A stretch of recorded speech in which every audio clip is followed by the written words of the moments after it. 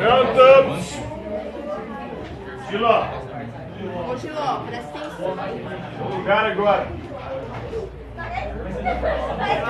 Cachorro lá não, mas é porque eu penso que o nome feio.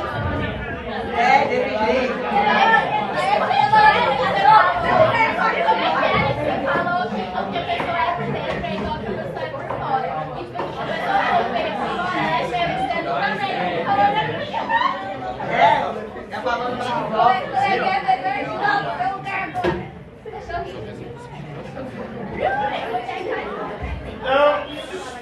Então, pronto. Vamos lá.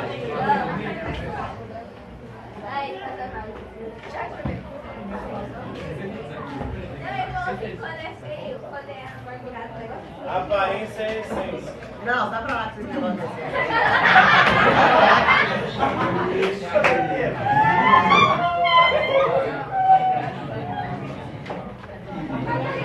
Para idealismo, para a fenomenologia de Hegel. Não, vai pra outra, pra mim não, hein? É a essência das coisas. A sorte é que a aparência muda. Assim como a essência, não é imutável. É um movimento dialético que eu acho que é a questão aí. Mas pode mudar para pior também. Pedro, imagina se o cara nasce feio. Pro Hegel não. Muda só para melhor. Então, pode ficar tranquilo que você não vai ficar desgraçado assim pra sempre. Vai melhorar. Pelo menos se Hegel tiver razão. Lascou? Mas... Vai melhorar, só progride. A tendência é evoluir sempre. Não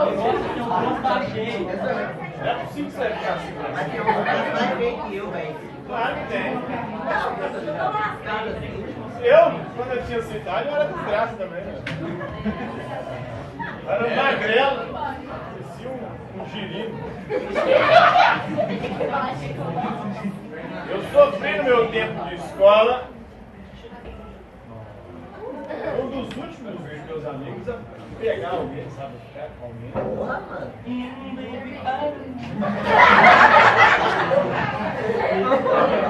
A tendência é melhorar. Não desespere. Mas dá certo, galera, ó. Foi o último. Eu fico vendo minhas fotos quando eu era jovem. Nossa Senhora. Se for ver, muita gente acontece com muita gente. Assim como acontece com o contrário também. A gente que é muito bonito quando é novo, cresce. Aí no... Então, continuando aqui, ó. Então, a votação, na hora que eu vi lá, estava ganhando. Pra não ter aula. Só que eu não vi o resultado, porque na hora do recreio, eu saí para pagar meu dízimo pro capeta. Eu cigarro e enquanto eu estava fumando, com certeza ele deve ter falado alguma coisa, quando eu voltei já tinha decidido. Mas acredito que não terá aula pela quantidade, era muito mais gente que estava votando para não ter aula. Eu não votei porque eu não venho amanhã, só pode votar quem viria amanhã. Vai lá. Não, tipo... É mesmo, vai lá amanhã da noite. O professor do último horário vai passar para vocês. É possível que o último horário também foi filmado, eu só estava lá.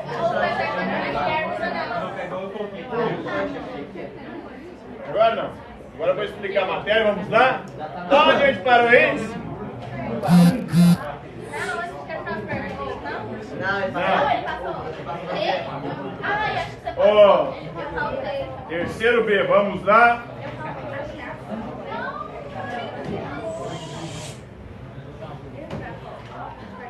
Onde nós paramos?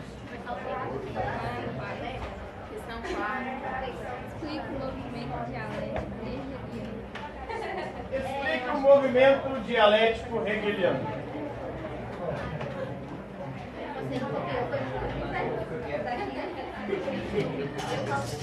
Segundo Hegel, a realidade funciona conforme um movimento dialético. E o que é esse movimento dialético? Ele diz que a contradição de ideias é o motor da história.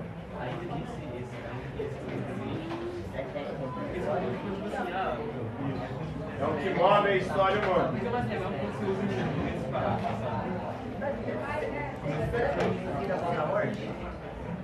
Aí eu já não sei, né? Ninguém falou. É uma incógnita. Está no campo da fé muito mais do que da razão. Ou você crê ou você não crê. Eu não sei nem se eu creio nem se eu não creio. Porque não há prova nem contra nem contra. Então, se houvesse alguma prova a favor ou contra, eu acreditaria ou desacreditaria. Mas como não há. Qual que é a 3?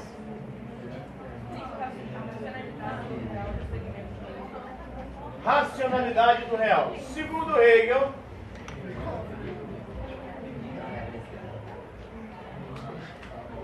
o real é racional e o racional é real. O que significa isso? Alguém consegue traduzir essa frase paradoxal de Hegel? O real é racional e o racional é real. Essa frase condensa a concepção de racionalidade do real, segundo Hegel. O que é real dá para se pensar.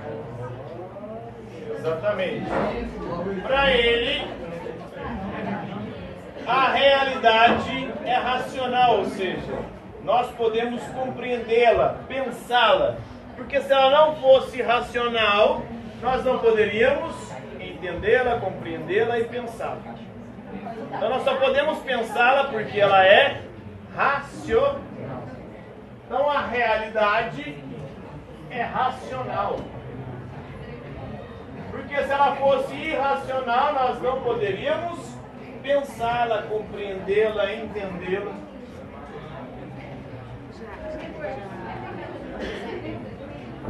Tudo que é e que existe é e existe por alguma razão. Nada existe por acaso.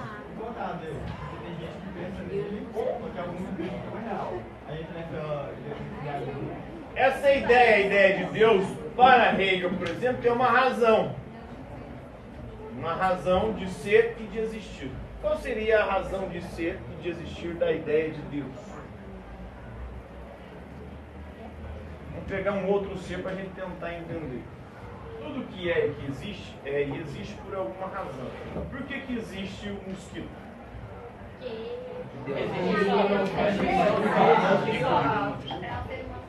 Para nos picar? Para nos passar doença? Sem ele Dentro do ecossistema, ou seja, numa visão do todo, ele tem uma função, não tem? Não, sem ele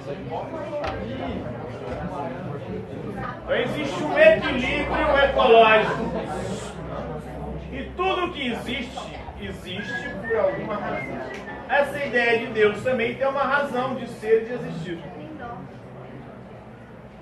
Se a gente olhar para a história da humanidade, foi muitas das vezes graças à ideia de Deus que nós não sucumbimos. Extinguimos.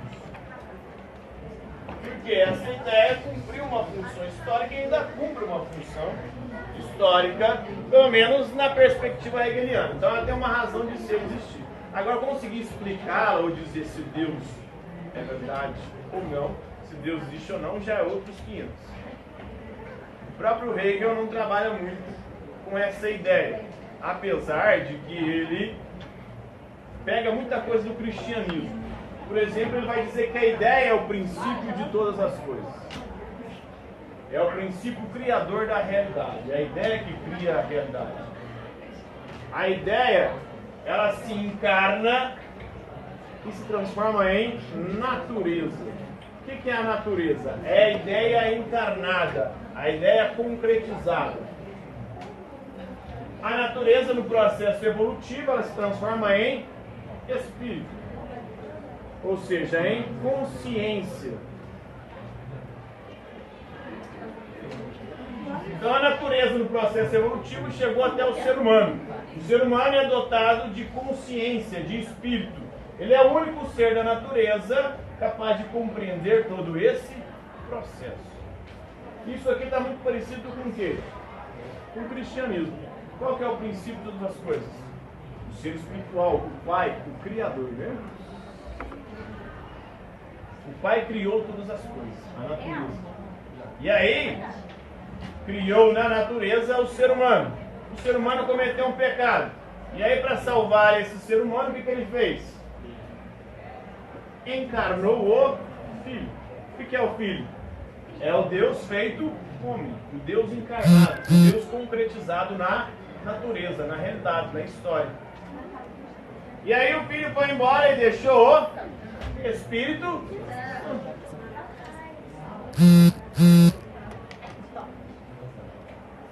Então o Espírito Santo seria essa consciência movendo a igreja, a humanidade.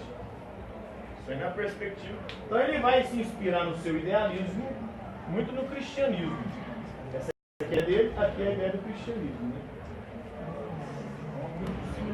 Então a realidade é racional. Tudo que existe, existe por alguma razão. Até a barata, que aparentemente não teria razão nenhuma de existir, tem também. Depois ele não pode sair, né? Deixa eu te falar, esse lado vai passar cedo, talvez, não tem como. Aquele ser repugnante que é a barata, que nos amedronta. Se eu tiver descalço, eu tenho medo. Se eu tiver calçado, não. Na verdade, tem nojo, né? Porque se eu pisar na cara. Você pisa descalço na barata, matar ela? Seu porco.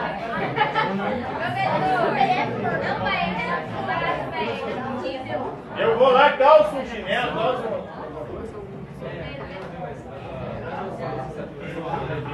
Pera aí. Ô, galera. Vou escutar aqui, ó. Sim. Licenciatura é para lecionar. Aula. Bacharelado é uma pesquisa.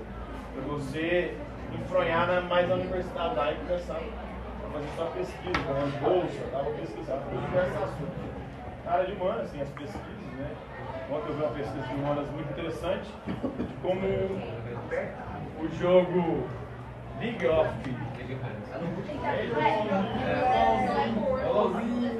uma pesquisa da área de humanas, olha só. A importância do League of Legends, que é o LOL, né?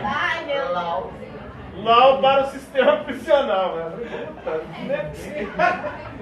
E pior, o governo financiou essa pesquisa, né? Como é que essa pessoa conseguiu ligar o LOL com uma pessoa presa, um estudo de caso de um sujeito que parece que foi recuperado graças ao LOL.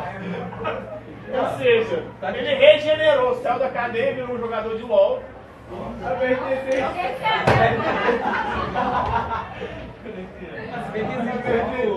equipe, um trabalho de equipe fugido. Desenvolver uma habilidade social. Pois é. Trabalho de equipe pode quebrar. Aí a galera faz essas pesquisas assim, na hora de mano, você vai chinelado. Já? Não, mas tem pesquisas bizarras demais, meu Deus do céu. Tudo né? Então aí você fala, ó, o que isso vai trazer de contribuição para a sociedade no campo do conhecimento? Oi? Pois é, mas esse foi financiado com bolsa da Caixa. Ou seja, o governo está bancando isso. Então algumas coisas que estão uma seleção melhor. Qual vai ser a relevância disso na sociedade? O LOL vai revolucionar? Pode ter uma pesquisa de qualquer influência do LOL. Mas o LOL exerceu hoje não tanto mais, né? Hoje é o Free Fire.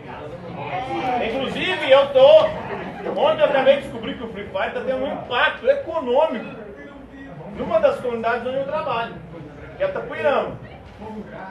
Parece que tem menino lá ganhando 5 mil reais por mês pra jogar Free Fire. Nossa, eu vou jogar. E pra mentir tudo.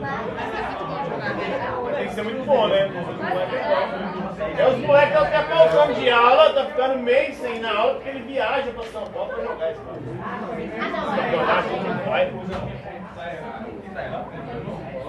E aí entra uma coisa, eu li um livro, agora não lembro muito bem o nome do livro. Mas só sei que o livro diz o seguinte: tudo que nos ensinaram está errado. Por que está errado? Nos ensina que a gente tem que estudar, batalhar para ser alguém na vida. Mentira. Porque todo mundo que se deu bem na vida atualmente, vamos olhar para as pessoas mais... O cara mais rico de Uberlândia, Alair Martins, ele não é formado, não tem nem ensino fundamental. O mais rico da cidade. Bill Gates não tem curso superior. Como é que chama lá? O da Apple lá também não tinha. Ele não foi terminado superior também não, né? Ele chegou a cursar, mas acho que não terminou. Ele não terminou, não. Ele falou que o senhor era gente. Aí tem o dedinho também. Oi? Aí tem o dedinho. Olha só, então estão nos ensinando tudo errado. Porque para ser um sucesso na vida, a escola parece que é o entrave. A universidade mais ainda. E aí lasca tudo, porque você olha para a realidade, eu tenho um tio. Construiu um patrimônio considerável, também não tinha ensino fundamental. E eu fico me perguntando, será que isso aqui vai dar futuro para a gente? Eu estou dando futuro nem para vocês, nem para mim, porque eu também não ganho salário que seja satisfatório fazendo isso aqui. Eu estou aqui para terminar, né? Porque senão já tinha parado muito tempo. A sociedade existe, mas na verdade, se você... Aí esses caras que vão mexer com videogame, aí você vai lá, assistir televisão, ficar no computador, tudo isso aí faz mal para a saúde, faz mal para o seu futuro. Faz bosta. Meu irmão também fez a mesma coisa. Meu irmão começou a sistema de informação, largou, e hoje ele ganha mais dinheiro do que muito formado. Venda online também. É mais do que eu. Sou formado, tenho especialização. Quebrando cabeça. Então, continuando, a racionalidade do real significa que a realidade é racional, porque se ela não fosse racional, não seria a compreensão. E o movimento dialético? O que é o movimento dialético? Segundo Hegel, a realidade ela funciona de forma dialética, ou seja, por meio da contradição, da oposição. É a oposição e contradição de ideias que faz com que a gente evolua e progrida. Se não houvesse contradições de ideias, oposição de ideias, nós estaríamos até hoje lá nas cavernas. Em algum momento na caverna o cara falou, velho, vamos sair daqui, dessa caverna, vamos ir para outro lugar, fazer outra coisa para a gente morar. Se ninguém tivesse pensado nisso, eles tivessem ficado acomodados lá, nós não teríamos saído das cavernas. Então, é a oposição que faz com que a gente progrida. Né? Durante muito tempo, o Brasil foi governado pelo PT. Imagina se não houvesse oposição à contradição de ideias. Mas estava até hoje sob o jugo do PT. E aí as ideias vão se contrapondo. Outra ideia vem e outra ideia hoje governa. E a oposição dessa ideia vai fazer com que a gente progrida e evolua, pelo menos na perspectiva de Hegel. Porque para Hegel é a contradição e oposição de ideias que move a história da humanidade. E a gente pode ver isso no campo da filosofia. A gente viu no segundo ano, na modernidade, o racionalismo. O racionalismo é uma corrente filosófica que diz que nós conhecemos graças à razão. A razão é a fonte, a origem, o princípio de todo o conhecimento. Então o racionalismo seria o quê? A ideia tese. Se ninguém tivesse contraposto ao racionalismo, até hoje a gente ia estar achando que a razão é a fonte, a origem de todo conhecimento. Quem se opôs ao racionalismo? Então, o empirismo é a antítese, ou a antitese do racionalismo. Para o empirismo nós conhecemos graças a quê? A experiência sensível. Ou seja, nós conhecemos graças aos sentidos. E aí, veio mais uma vez a oposição a essas duas ideias e um sujeito fez a síntese entre o racionalismo e o empirismo. Quem que vai fazer a síntese entre o racionalismo e o empirismo?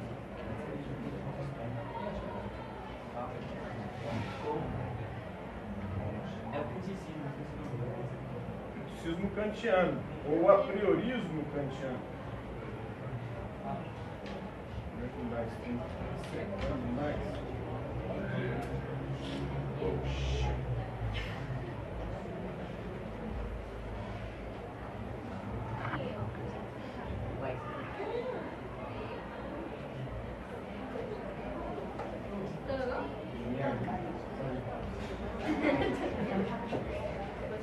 Então, a priorismo, o criticismo kantiano.